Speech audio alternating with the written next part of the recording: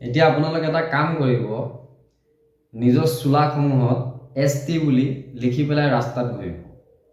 আপোনালোকক কামৰ প্ৰয়োজন নাই, আপোনালোকে কামো কৰিব নালাগে। চৰকাৰে আপোনাক সকলো ঘৰতে দি যাব। অসমৰ মেইন প্ৰব্লেমটো কি? অসমখনৰ মেইন প্ৰব্লেমটো হৈছে আমাৰ হাতত কাম নাই। আজি আমি যুঁজিব লাগে কিহৰ ওপৰত? বিদেশী আহি অসমখন ভৰি গৈছে, আমি তাৰ ওপৰত ধ্যান দিয়া নাই। আমি ভাবি আছো আমি অসমীয়া ভাই, আমি সকলো অসমীয়া হয়, নিজকে অসমীয়া বুলি কওকচোন। আপুনি ST SC OBC এইবোৰ আগৰ পৰাই আছে, যেনেকৈ আছে তেনেকৈ থাকিব দিয়ক। যিসকল পাহাৰত আছে তেওঁলোকে ST লৈ আছে, থাকক। আপোনালোকে প্লেনছত আছে, আপোনালোকৰ সকলো কাম কৰিব পৰা অপৰচুনিটি আছে, আপোনালোকে কৰক। ST কাৰ কাৰণে? যি সকলো ধৰণৰ ফেচিলিটি পৰা দূৰত আছে তেওঁলোকৰ ST কাৰণে, সেইটো কথা বুজিব পৰা যায়। আৰু মাজতে এটা ভিডিঅ' চালোঁ য'ত এজনে কৈছে আমাক ভূমি সংৰক্ষণ লাগে, সেইবাবে আমি ST বিচাৰিছোঁ। ঠিক আছে, আপুনি আপোনাৰ মাটি অন কাষ্টে, যিবিলাক বেলেগ কাষ্ট সিহঁতি কিনিব নোৱাৰিব ST মাটি, ঠিক আছে। মই এজন SC হয়, মই অসমত থাকোঁ।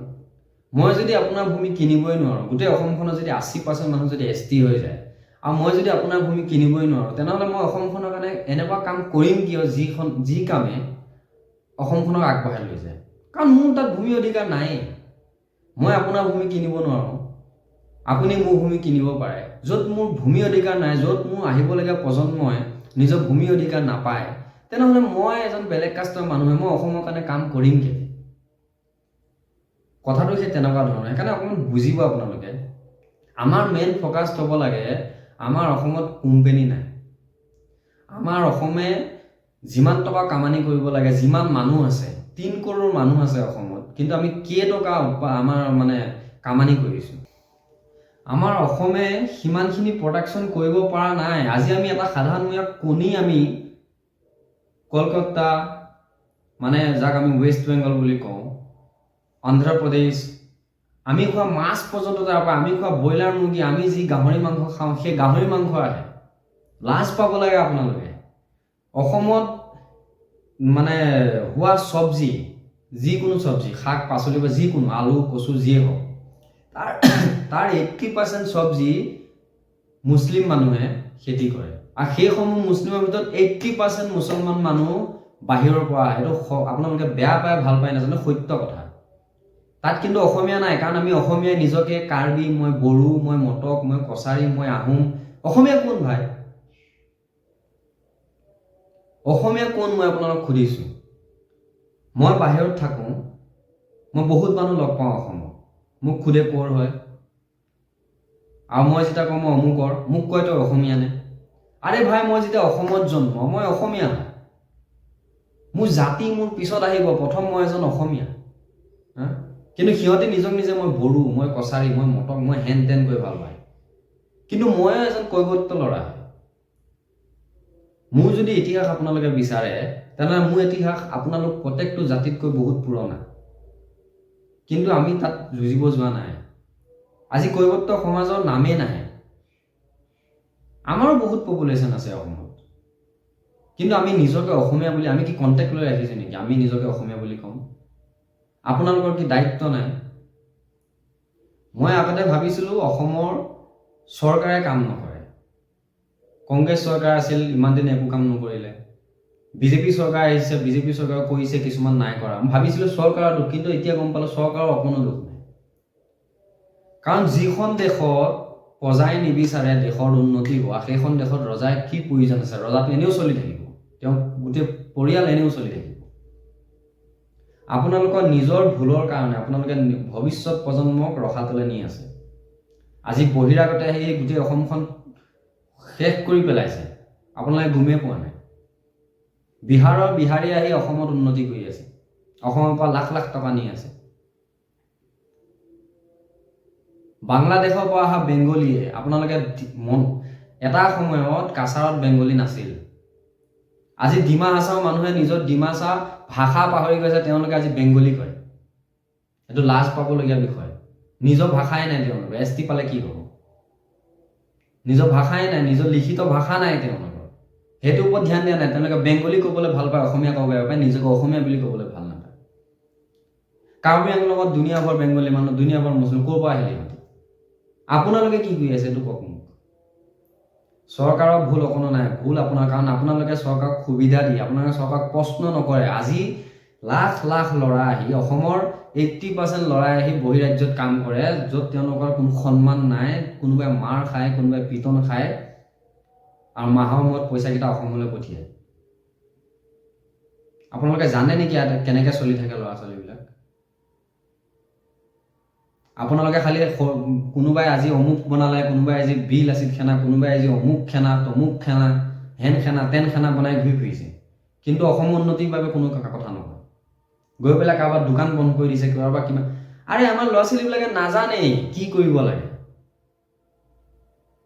আমি কাম কৰিব লাগিব, আমি কাম কম কৰোঁ, কথা বেছি কওঁ। ৰাস্তাত গৈ পেলাই ধৰ্ণা দিলে আপুনি দেশ উন্নতি নহয়, এটা কথা মনত ৰাখিব। আৰু মই স্পষ্টভাৱে কৈছোঁ, অসম ৰখাটোলৈ যোৱা আন এটা কাৰণ আপোনালোক। কাৰণ আমি হাজাৰ হাজাৰ জাতত, হাজাৰ হাজাৰ আমাৰ ধৰ্ম একে হ'লে কি হ'ব? আমি লাজ পাব লাগে। আমি যদি হিন্দুৱে নিজকে হিন্দু বুলি কথা সিমানেই। আমি সকলো মানুহ, অসমত যিমান আছে সকলো হিন্দু, আমি সকলো অসমীয়া। আপোনাৰ কালচাৰ আপুনি যদি নিজে সলনি নকৰে, আপোনাক কোনে সলনি কৰে? ব্ৰিটিছ আহিল, 200 বছৰ ৰাজ কৰিল, ব্ৰিটিছে সলাব নোৱাৰিলে, মোগলে সলাব নোৱাৰিলে, আহোমসকলো বাহিৰৰ পৰা আহে। আপোনাৰ যদি কালচাৰ যদি আহোমে সলাব নোৱাৰিলে, আহোমে আহি আকৌ আমাৰ নিজৰ কালচাৰ লৈ ল'লে, তেনেহ'লে আপোনাৰ কালচাৰ কোনে সলনি কৰিব বৰ্তমান সময়ত? মই সেইকাৰণে এটা কথা কৈছোঁ, যদি অসম আগবাঢ়ি যাব লাগে, তেনেহ'লে এইবোৰৰ পৰা আপোনালোকে দূৰ হৈ অসমত কোম্পানী প্ৰয়োজন, আমি কাম কৰিব লাগিব। আজি আমি খেতি নকৰোঁ, আমি গাড়ী নচলাওঁ। অসমীয়া ল'ৰাকেইটাৰ পৰা JCB ড্ৰাইভাৰ, JCBখনৰ বাহিৰে বেলেগ একো নচলায়, অকল JCB বছ। তাৰ বাহিৰে অসমলৈ একো ড্ৰাইভিঙত একো নাই, ড্ৰাইভিং স্কিল একো নাই। আজি অ'লা উবেৰ ড্ৰাইভাৰ সকলো মুছলিম। মই তেওঁলোকক বেয়া নাপাওঁ, কাৰণ তেওঁলোকে আমাতকৈ বেছি কাম কৰে। 10খনৰ ভিতৰত 8খন চব্জি দোকান মুছলমানৰ। আপোনালোকে কি কৰি আছে? ঘোঁৰা ঘাঁহ কাটি আছে নেকি? যেতিয়া এটা সময়ত মোগলে নিমখ বন্ধ কৰি দিছিল, অসমীয়াই খাৰ খাইছিল, ঠিক আছে। কিন্তু আজি আমি কি কৰি আছো? আজি যদি মুছলিম যিমান আছে সিহঁতে যদি কৈ দিয়ে আমি কাইলৈৰ পৰা চব্জি নিদিওঁ, আমি চব্জি খেতি নকৰোঁ, মই আপোনালোক লিখি দিছোঁ, আপোনালোকে 200 টকা বিলাহী কিনি খাব লাগিব, কাৰণ সেয়া বিলাহী যাব বহিৰাজ্য। অসম কিহত আছে? 1 নম্বৰ চাহত আছে। চাহপাতটো আপুনি খেতি নকৰে, ধান আপুনি খেতি কৰে, তাৰ কোনো ভেলু নাই। আপোনাৰ যি ৰেচন কাৰ্ডত চাউল আহে, সেই চাউল বহিৰাজ্যৰ পৰা আহে। লাজ পাব লাগে আপোনালোকে নিজক নিজে। আপুনি যি চাহ, আমাৰ অসমে বহুত গৌৰৱ কৰে আমি চাহ খেতি কৰোঁ, সেই চাহ খেতিত আপুনি একো পোৱা নাই। টাটা কোম্পানীয়ে লৈ আছে সেয়া প্ৰফিট। কেইবিঘা মাটি আপুনি চাহৰ খেতি কৰে? অসমৰ কয়লাৰ প্ৰফিট বেলেগে লৈ আছে, অসমৰ তেলৰ প্ৰফিট বেলেগে লৈ আছে, আপোনালোকৰ তাত ফ'কাছ নাই।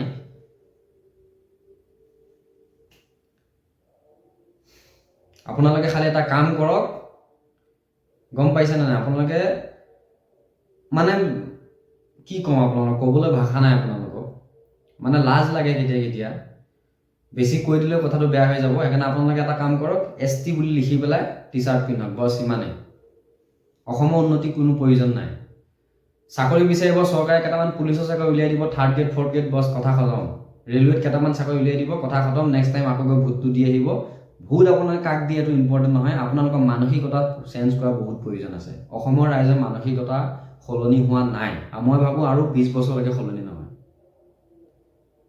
আপোনালোকে খালি ৰেচন কাৰ্ডৰ চাউল, চৰকাৰে দিয়া কম্বল, টিং আৰু কিবা কিবি দিয়ে নহয়, এইবিলাকৰ ওপৰতে জীয়াই থাকক। আৰু নিজৰ ল'ৰাকেইটাক ডাঙৰ কৰক, মেট্ৰিক পাছ কৰিব, তাৰপিছত বেংগলোৰ কেৰেলাত পঠিয়াই দিব। আপোনালোকে তাত কাম কৰিব, মাৰ খাব, পিটন খাব, কোনোবা এটা মৰি যাব, যাত ডেড বডি বৰফত ভৰাই থৈ দিব, অসম পালে পাইছে, নহ'লে এটা জ্বলাই দিব।